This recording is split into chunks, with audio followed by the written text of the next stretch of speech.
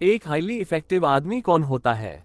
एक highly effective इंसान वो होता है जिसका कैरेक्टर अच्छा हो, जिसके पास स्ट्रॉन्ग वैल्यूज हो। क्या आपकी कभी अपने किसी रिश्तेदार या कलीग से खटपट हुई है? किसी से ये उम्मीद रखना कि वे बदले, उससे पहले आपको खुद को बदलना होगा। क्या आपको लगता है कि आप में खुद को इम्प्रूव करने की क्वालिटी है? एक हाईली इफेक्टिव इंसान के दूसरे लोगों के साथ भी अच्छे रिलेशन होते हैं। वो अपने परिवार, रिश्तेदारों, दोस्तों, पड़ोसियों और कलीग्स के साथ मिलजुल कर रहता है और एक अच्छा रिलेशन सालों साल तक चलता है। एक हाईली इफेक्टिव इंसान कैसे बना जाए, ये आप इस किताब को पढ़कर सीख सकते हैं।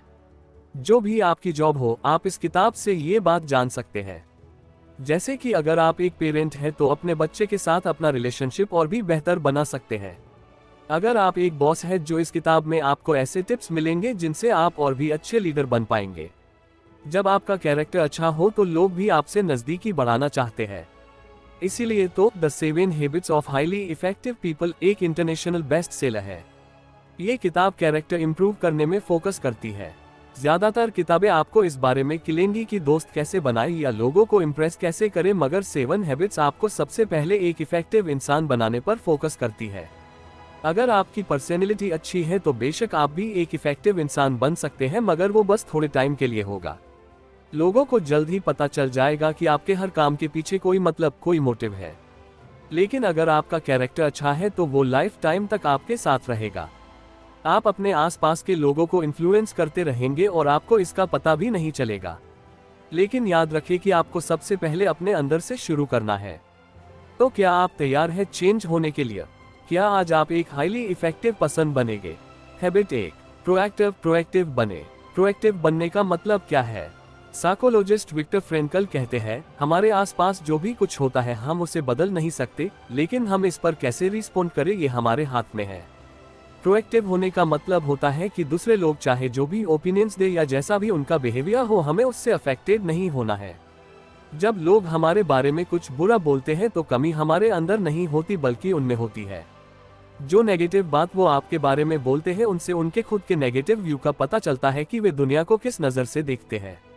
प्रोएक्टिव होने का मतलब ये भी है कि आप किसी भी बुरी सिचुएशन से अफेक्ट ना हो, फिर चाहे मौसम खराब हो या ट्रैफिक। लेकिन एक प्रोएक्टिव इंसान को कोई फर्क नहीं पड़ेगा उसकी जिंदगी में बुरा वक्त या गरीबी आए, मगर वो हर हाल में खुश रहेगा। एक प्रोएक्टिव इंसान बुरे से बुरे हालत में भी बगैर कोई कंप्लेन किए अपना काम करता रहेगा। प्रोएक्टिव का उल्टा एक्टिव होता है, और जो लोग रिएक्टिव होते हैं वो अपने एनवायरनमेंट से बहुत जल्दी अफेक्ट हो जाते हैं। अगर उनके साथ कुछ बुरा होता है तो वो खुद भी नेगेटिव बन जाते हैं। एक बार लेखक स्टीफन कोवी जब सैक्रामेंटो में एक लेक्चर दे रहे थे, तब अचानक भीड़ में से एक औरत खड़ी हुई। वो बड़ी एक्साइटेड होकर कुछ बोल रही थी कि तभी उसकी नज़र लोगों पर पड़ी जो उसे घूर रहे थे। लोगों को ऐसे घूरते देखकर वो औरत वापस बैठ गई। अपना लेक्चर खत्म करने के बाद स्टीफन कोवी उस औरत के पास गए। उन्हें मालूम पड़ा कि वो औरत दरअसल एक नर्स थी और एक बड़े बीमार पेशेंट की फुल टाइम देखभाल कर रही थी। उसका वो पेशेंट हर टाइम उस पर चिल्लाता रहता था। उसकी नज़र में वो सब कुछ गलत करती थी। उसने कभी भी उस नर्स को थैंक यू तक नहीं बोला था। इन सब बातों की वजह से वो औरत बड़ी दुखी रहती थी। वो अपनी जॉब से बिल्कुल भी खुश नहीं थी। उस दिन स्टीफन कोवी के लेक्चर का सब्जेक्ट भी प्रोएक्टिविटी ही था। कोवी एक्सप्लेन कर रहे थे कि अगर तुम प्रोएक्टिव हो तो कोई भी चीज़ तुम्हें हर्ट नहीं कर सकती। जब तक आप खुद ना चाहे तब तक कोई आपको दुखी नहीं कर सकता। ये लेक्चर सुनकर वो औरत एक्साइटेड हो गई थी, क्योंकि उसे पता चल गया था कि रिस्पॉन्ड करना या ना करना उसके हाथ में है। उसने कोवी को बताया, मैंने दुखी होना खुद चुना था, मगर अब मुझे रियलाइज हो गया है कि दुखी या सुखी होना मेरे हाथ में है, लेकिन अब किसी दूसरे इंसान का बिहेवियर मुझे कंट्रोल नहीं कर सकता। एक रिएक्टिव इंसान का मूड टीवी की तरह होता है जिसका रिमोट कंट्रोल दुनिया के हाथ में है। जब भी कोई चाहेगा वो उस रिएक्टिव इंसान का मूड चेंज कर सकता है। लेकिन एक प्रोडक्टिव इंसान वो है जिसने अपने मूड का रिमोट कंट्रोल अपने पास रखा है। एक प्रोडक्टिव इंसान को कोई फर्क नहीं पड़ता कि दूसरा इंसान उसके बारे में क्या सोच या बोल रहा है। Habit 2, begin with the and in mind. आपकी लाइफ की सबसे जरूरी चीज क्या है? अपने माइंड में एंड को लेकर शुरुआत से हमारा मतलब है कि आपके सारे एक्शन आपकी वैल्यूज, आपके पर्पज से मैच होने चाहिए। आपका फाइनल गोल, आपका डेस्टिनेशन पता होना चाहिए ताकि आपका हर स्टेप उसी तरफ है। हम कई बार बहुत सी प्रॉब्लम्स फेस करते हैं।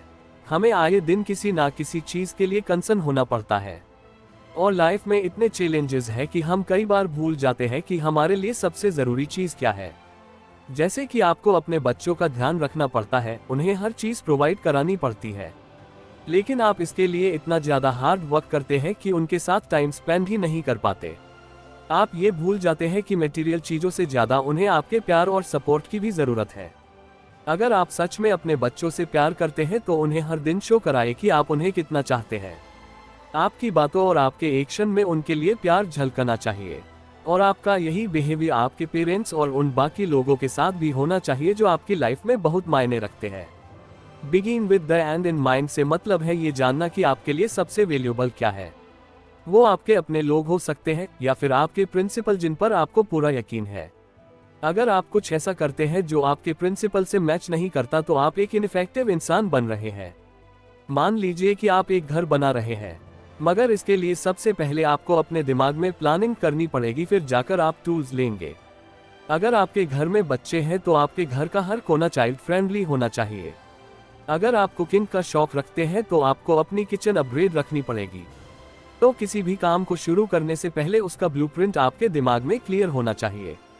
अगर आपने अपना घर अच्छे से प्लान नहीं किया है तो इसे प्रॉपर्ली कंस्ट्रक्ट करना मुश्किल हो जाएगा, और लास्ट में आपको इसे रिपेयर कराने में फालतू पैसे ही खर्च करने पड़ेंगे। लाइफ में हर चीज प्लानिंग मांगती है, और इसी तरह हैंड को माइंड में रखकर चलने की शुरुआत होती है।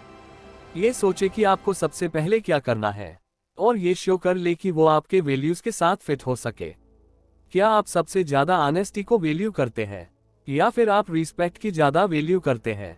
इसी को ध्यान में रखते हुए अपने दिन की शुरुआत करें। अपने वैल्यूज पर पूरा यकीन रखें, ताकि आपकी लाइफ में जो भी चैलेंजेस आए आप अपने वैल्यूज के हिसाब से उन चैलेंजेस को फेस कर सके। हैबिट 3, सबसे पहले जरूरी चीजें करें। सबसे पहले जरूरी कामों को करने का मतलब सिर्फ टाइम मैनेजमेंट से नहीं है, ये सेल्फ मैनेजमेंट भी है।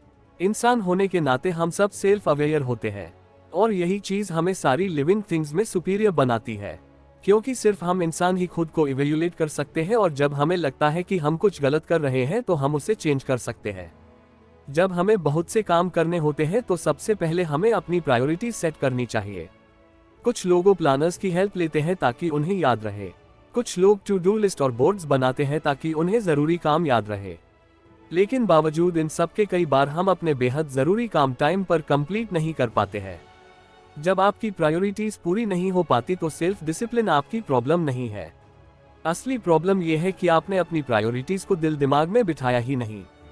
आपने ये सोचा ही नहीं कि ये आपकी टॉप प्रायोरिटीज क्यों है, क्यों ये आपके लिए इम्पोर्टेंट है। सोचिए जरा इसके बारे में, ये आपको और ज्यादा मोटिवेट करेगा। टाइम मैनेज करना चैलेंज नहीं है, बल्कि खुद को मैनेज करना है। सबसे पहले जरूरी चीजें करें, इस बात का मतलब है कि अपनी प्रायोरिटीज को पहले नंबर पे रखें। इसका मतलब ये भी है कि जरूरत पड़ने पर आप ना बोलना सीखें। जब आपके पास करने के लिए ढेर सारा काम हो तो उन टास्क को ना बोल दीजिए जो आपकी प्रायोरिटीज का हिस्सा नहीं है। एग्जाम्पल के लिए सैंड्रा को एक कम्युनिटी प्रोजेक्ट का चेयरमैन बनने को बोला गया, मगर उसके पास पहले से ही इम्पोर्टेंट टास्क थे, मगर प्रेशर में आकर उसे हाँ बोलना पड़ा। सैंड्रा ने अपने पड़ोसी कोनी को पूछा कि क्या वो भी इस प्रोजेक्ट को ज्वाइन करना चाहेगी। सैंड्रा की बात सुनकर कोनी ने कहा, सैंड्रा, ये प्रोजेक्ट काफी मजेदार लगता है, मगर कुछ रीजन से मैं इसमें पार्टिसिपेट नहीं कर पाऊंगी, मगर सच में तुम्हारे इस इनविटेशन को मैं अप्रिशिएट करती हूँ। उसके बाद सैंड्रा को लगा कि जैसा कोनी ने किया उसे भी वही करना चाहिए था। वो भी तो पोलाइटली ना बोल सकती थी जब उसे चेयरमैन बनने के लिए बोला गया था। ये प्रोजेक्ट कम्युनिटी के लिए अच्छा था, मगर कोनी को अपनी टॉप प्रायोरिटीज मालूम थी, इसलिए उसने ना बोला। उसके पास करने के लिए दूसरे जरूरी काम थे, और इसलिए उसने पोलाइटली ना बोलने की हिम्मत की। अगर आप अपनी प्रायोरिटीज अपने दिल और दिमाग में अच्छे से प्लान कर लेंगे तो आपके लिए बाकी चीजों को ना कहना आसान रहेगा, और आप अपने जरूरी कामों को आसानी से टाइम पर पूरा भी कर पाएंगे। सेल्फ डिसिप्लिन से ज्यादा जरूरी है कि आपके पास विल पावर हो जिससे आप जरूरी कामों को सबसे पहले निपटा सके। Habit 4, think win win. Win win एक ऐसा सॉल्यूशन है जो आपको और उन लोगों को जिनसे आप इंटरेक्ट करते हैं काफी बेनिफिट देगा। जब भी आपका अपनी फैमिली और कलीग्स के साथ कोई इश्यू होता है तो उसका कोई सॉल्यूशन निकालना ही पड़ता है जिससे सबका भला हो। विन विन बेस्ट सॉल्यूशन है। अगर कोई जीतता है और दूसरा हारता है तो इससे एक लंबा और मजबूत रिलेशन नहीं बन पाएगा। इमेजिन करो कि आपका अपने कलीग से डिसएग्रीमेंट हो जाता है, तो आपको ये करना है कि जो भी प्रॉब्लम है उस पर खुलकर बात करनी है। उसका कोई ऐसा सॉल्यूशन निकाले जो आप दोनों के लिए सही हो। लेकिन अपने कलीग को खुद पर हावी ना होने देना ही आप उस पर हावी हो। आप दोनों का रिश्ता बैलेंस होना चाहिए जिसमें दोनों की जीत हो। इस तरह से आपके और आपके कलीग में कोऑपरेशन रहेगा, जिससे आप एक टीम की तरह काम कर सकते हैं। एक दूसरे के साथ कंपीट करने से ये कहीं ज्यादा अच्छा है। अब इमेजिन करें कि आप बॉस हो और अपने किसी एम्प्लॉय से आपका डिसएग्रीमेंट होता है, तो जाहिर सी बात है कि आपकी ही बात ऊपर रहेगी, क्योंकि आपका एम्प्लॉय अपनी जॉब की वजह आपके सामने चुप ही रहेगा। एक बॉस होने के नाते आप बेशक आर्ग्यूमेंट में उससे जीत जाए, मगर लॉन्ग रन में देखें तो ये आपकी हार होगी, क्योंकि अपने एम्प्लॉयज को नीचा दिखाकर आप उन्हें मोटिवेट नहीं कर सकते। वो आपके लिए काम तो करेगा मगर मन मार के। तो कुल मिलाकर नुकसान तो आपका ही हुआ। कंप्रोमाइज करना हमेशा अच्छा होता है, फिर भले ही आप बॉस ही क्यों ना हो। आपके लिए यही अच्छा होगा कि आप अपनी पोजीशन का इस्तेमाल ना करें। अपने एम्प्लॉयज को खुश रखने में ही आपका ज्यादा फायदा है। अगर आप हमेशा विन विन सिचुएशन सेटल करते हैं तो आपके एम्प्लॉयज ज्यादा इफेक्टिव होंगे और ये आपकी कंपनी के लिए भी फायदेमंद होगा। साथ ही आपको बार बार लोगों को हायर करके उन्हें ट्रेन करने की जरूरत नहीं पड़ेगी। विन विन सिचुएशन सिर्फ वर्क प्लेस पर ही अप्लाई नहीं होती, ये हर तरह के रिलेशनशिप में एप्लीकेबल है। जब भी आपके अपने पार्टनर, आपके बच्चों, दोस्त या पड़ोसियों के साथ डिसएग्रीमेंट हो तो विन विन सिचुएशन के बारे में सोचें। फिर आप देखेंगे कि कैसे आपके हर रिलेशन में और भी ज्यादा प्यार और ट्रस्ट आएगा। हैबिट 5, पहले खुद दूसरों को समझने की कोशिश करें, फिर दूसरों से उम्मीद करें कि वे आपकी बात समझे। क्या आपको याद है कि लास्ट बार कब किसी ने आपसे अपनी प्रॉब्लम शेयर की थी? और क्या आपने उनकी बात सच में सुनी भी थी? क्या आपने एडवाइस देने से पहले उनकी फीलिंग्स को समझा था? पहले आप दूसरों को समझने की कोशिश करें, फिर उनसे उम्मीद करें कि वो आपकी बात समझे। ये अच्छे कम्युनिकेशन का यही तरीका है। हम अपनी राइटिंग, रीडिंग, स्पीकिंग और लिसनिंग के जरिए कम्युनिकेट करते हैं। बचपन में हम लिखना, पढ़ना और बोलना सीखने में सालों लगा देते हैं, लेकिन किसी की बात सही ढंग से सुनने के लिए ऐसी कोई ट्रेनिंग नहीं है।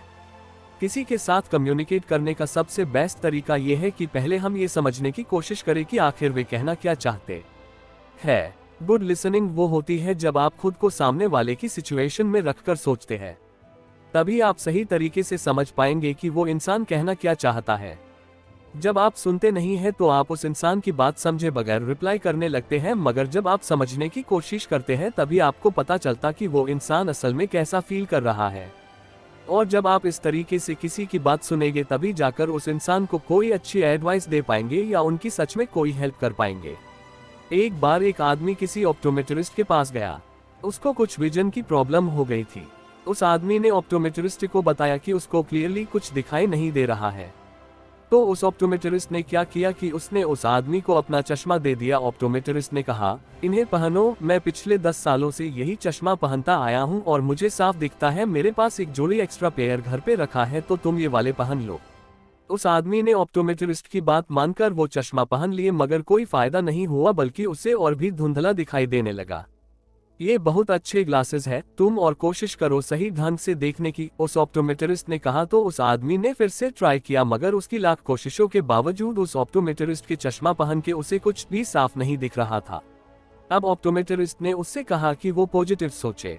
इस पर उस आदमी ने जवाब दिया, ओके, अब भी मुझे पॉजिटिवली कुछ साफ नहीं दिखाई दे रहा। ये बात सुनकर ऑप्टोमेट्रिस्ट अपसेट हो गया, क्योंकि आखिरकार वो तो उस आदमी की बस मदद करना चाहता था। उसे लगा कि शायद वो आदमी झूठ बोल रहा है और अनग्रेटफुल है। हम भी कई बार ठीक इसी तरह उस ऑप्टोमेट्रिस्ट के जैसे ही बिहेव करते हैं। हम यही कहते रहते हैं कि अगर मैं तुम्हारी जगह होता, या मेरी बात मान के देखो। लेकिन हम कभी भी ये ट्राई नहीं करते कि वो आदमी वाकई में कैसा फील कर रहा है। और इसका रिजल्ट ये निकलता है कि वो इंसान हम पर कभी यकीन नहीं करेगा और ना ही कभी दोबारा हमारे पास अपनी प्रॉब्लम लेकर आएगा। अगर आप सच में किसी की हेल्प करना चाहते हैं तो सबसे पहले उन्हें समझने की कोशिश करें। ऐसा करके आप उनका ट्रस्ट जीत सकते हैं और उन्हें यकीन हो जाएगा कि आपके एक्शन के पीछे कोई मोटिव नहीं, बस हेल्प करने की इच्छा है।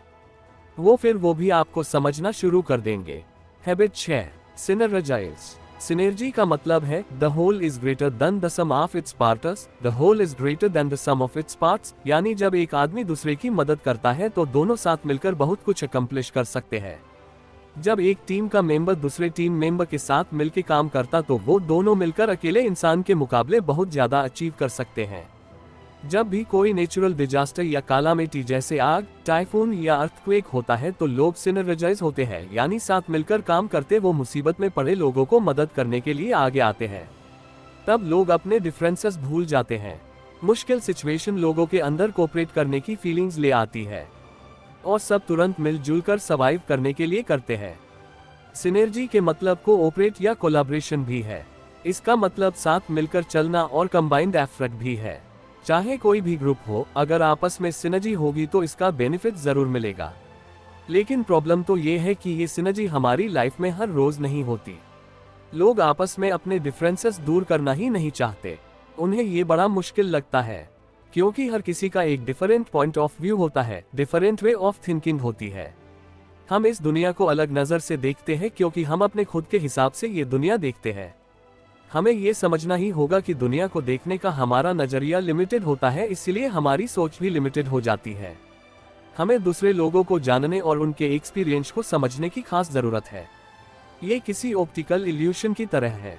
हो सकता है कि जो मुझे एक यंग लेडी नजर आ रही है वही आपको एक बुरी औरत दिखाई दे। हम दोनों ही उस इमेज को डिफरेंटली इंटरप्रेट कर रहे हैं, हालांकि हम दोनों ही अपनी जगह सही है। तो इस बात पर बहस करने का कोई फायदा नहीं है। सिनर्जाइज करने के लिए हमें एक दूसरे के पॉइंट ऑफ व्यू को समझना ही पड़ेगा और इस तरीके से हम एक बड़ी पिक्चर देख सकते हैं। सिनर्जी का मतलब है कोऑपरेशन। इसका मतलब है अपने डिफरेंसेस को एक्सेप्ट करना और एक दूसरे के विचारों की कद्र करना। ये कभी साबित करने की कोशिश ना करे कि बस आप सही है और दूसरा बांदा गलत है। उस इंसान के नजरिए से भी समझने की कोशिश करे। इससे आपकी नॉलेज ही बढ़ेगी और कोई नुकसान नहीं होगा। बहसबाजी करने से बेहतर और भी कई अल्टरनेट है। जब आप दूसरों के व्यूज की रिस्पेक्ट करने लगते हैं तो आप उनके साथ मिलकर काम कर सकते हैं। आप कोऑपरेट करके मिलकर काम करने से कई सारी नई और अच्छी चीजें क्रिएट कर सकते हैं। Habit 7, sharpen the saw. Sharpen the saw से हमारा मतलब है कि अपने सबसे बड़े एसेट को शार्पन करें, यानी हमेशा कुछ नया सीखते रहे और आपका सबसे बड़ा एसेट आप खुद है। आपको रेगुलरली खुद को रिन्यू करना पड़ेगा। अपनी लाइफ के हर एस्पेक्ट में आपको इम्प्रूव करना पड़ेगा, मतलब फिजिकली, स्पिरिचुअली, मेंटली, सोशली और इमोशनली। आप रेगुलर एक्सरसाइज से खुद को रिन्यू रख सकते हैं। इसके लिए जरूरी नहीं कि आप जिम जाएं या फिर महंगे इक्विपमेंट ही खरीदें। आप घर पे ही सिंपल एक्सरसाइज कर सकते हैं। आप रन कर सकते हैं, जॉगिंग कर सकते हैं या फिर रैपिड वॉक ले सकते हैं। अगर आप एक्सरसाइज नहीं करना चाहते तो स्लो तरीके की कोई भी एक्टिविटी कर सकते हैं और फिर आप देखेंगे कि डे बाय डे आपकी बॉडी इंप्रूव हो रही है। इसी तरह आप अपनी स्पिरिट को भी रिन्यू करने की जरूरत है। ऐसा कई बार होता है जब आप खुद को पूरी तरह थका हुआ पाते हैं।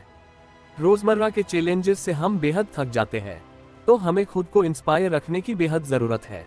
और आप प्रेइंग, म्यूजिक, बुक रीडिंग करके या फिर नेचर के साथ जुड़कर खुद को इंस्पायर कर सकते हैं। ये आप पर डिपेंड है कि आपकी स्पिरिट किस तरीके से अच्छा फील करेगी। कभी कभी एक ब्रेक लेना भी जरूरी होता है ताकि आप खुद को टाइम दे सके और अपने बारे में सोच सके।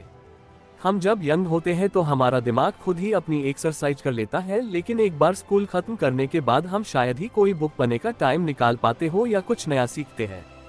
लेकिन लर्निंग सिर्फ स्कूल तक ही लिमिट नहीं होनी चाहिए। हम इसके बाद भी खुद को एजुकेट करने के तरीके ढूंढ सकते हैं। अपने डेली रूटीन के कामों से हटकर कुछ अलग चीजें ट्राई करें। खुद को चैलेंज करें कि आप कम से कम हर महीने एक बुक पूरी पढ़ सके। और जो लोग बहुत बिजी हैं और बुक नहीं पढ़ सकते उनके लिए हमने गूगल ऐप बनाई है। हमारे सोशल और इमोशनल एस्पेक्ट एक दूसरे के साथ क्लोजली जुड़े होते हैं।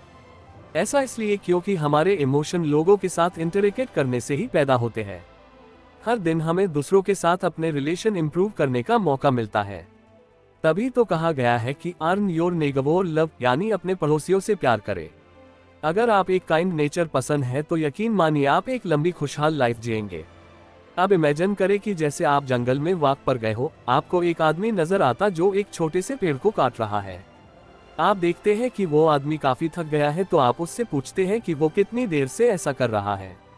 वो आदमी कहता है 5 घंटे हो गए हैं और मैं अब थककर चूर हो गया हूँ। ये बड़ी मेहनत वाला काम है। तो आप उस आदमी को सलाह देंगे कि उसे कुछ मिनट का ब्रेक लेना चाहिए। हो सकता है कि उसे अपना सौ यानी अपनी आरी को शार्पन करने की जरूरत है। और आप उससे ये भी कहते हैं कि मुझे यकीन है कि इससे आपका काम तेजी से होगा, मगर वो आदमी मना कर देता है।